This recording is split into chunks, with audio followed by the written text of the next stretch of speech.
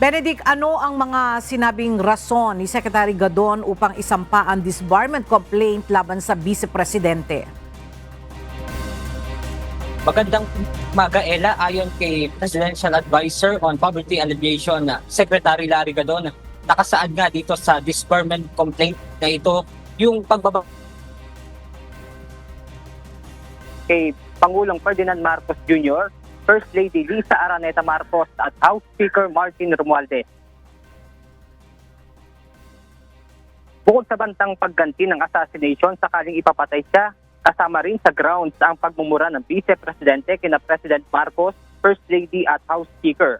Ayon pa kay Gadon, nais din niyang masubukan ang pagiging patas ng Korte Suprema.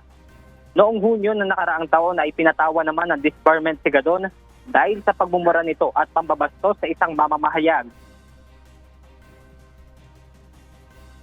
So yan ay more than enough para kumilos ang Supreme Court.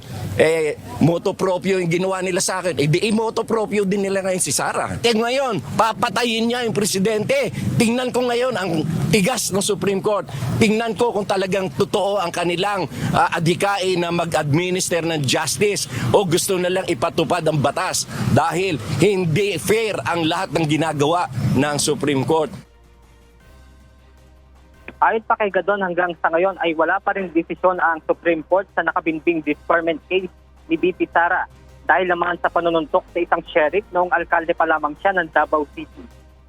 Kahapon inihayag naman ng Supreme Court na may natanggap na silang anonymous disbarment complaint laban kay BP Sara dahil naman ito sa pagsasalita nito na ipahuhukay niya ang mga labi ni dating Pangulong Ferdinand Marcos Sr.